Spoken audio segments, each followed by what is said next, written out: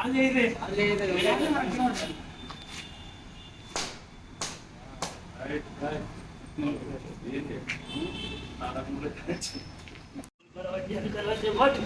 శ్రీరామ్.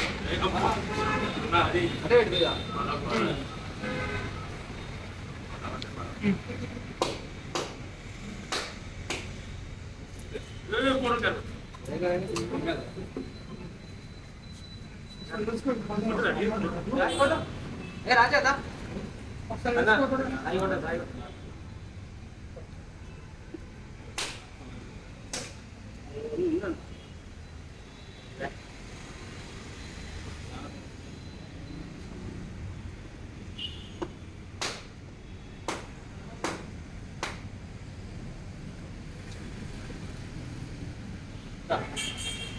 ఈ పక్కకు రా.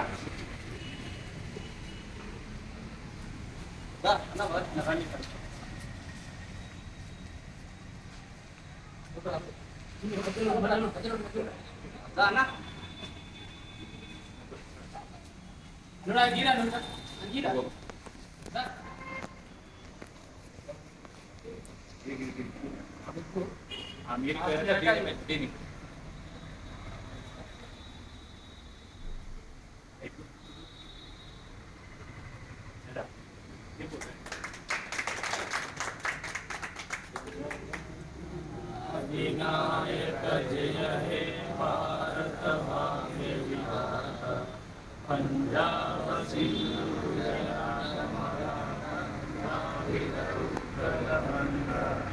विंध्य हिमाचल यमुना उज्जल जलधि तरंगा तव शुभ नामे जागे तव शुभ आशीष मागे गाये तव जय गाथा जनगण मंगलदायक जय हे भारत भाग्य विधाता जय हे जय हे जय हे जय हे भारत माता की जय भारत माता की जय. ఈ రోజు 78వ స్వాతంత్రం జరుపుకుంటున్నాము. మా ఉద్యమకారుల భవనంలో ఉద్యమకారులం అందరము ఒక పండగలాగా ఈరోజు జరుపుకుంటున్నాం. ఈ స్వతంత్రం ఏర్పడి 78 సంవత్సరాలు అవుతుంది. ఈ 78 సంవత్సరం లోపల ఈ త్యాగధనుల ఫలితము ఈ స్వతంత్రం ఏర్పడ్డది. అంటే వీళ్ళ త్యాగాలు మనము స్మరించుకుంటూ ఈరోజు జరుపుకుంటున్నాము. అలాగే మా ఉద్యమ కాలం కూడా ఎంతో మంది లాఠీ దెబ్బలు తిన్నాం, జైళ్ళకైనాం, చాలా కష్టాలు పడ్డాం. ఆ ఫలితంగా మేము కూడా ఈ రోజు పండుగ జరుపుకుంటున్నాము. ఈ ప్రభుత్వం గుర్తించి మమ్మల్ని ఉద్యమకాలను ఆదుకుంటారని రేవంత్ రెడ్డి గారు ఈ మేనిఫెస్టోలో 250 గజాల భూమి ఇస్తానని పెట్టడం జరిగింది. మేము అడిగేది మిమ్మల్ని ఒకటే, మీరు పెట్టిన హామీని మాకు నెరవేర్చాలని, అలాగే 25,000 పెన్షన్, ఒక ఐడి కార్డు, ఆరోగ్య కార్డు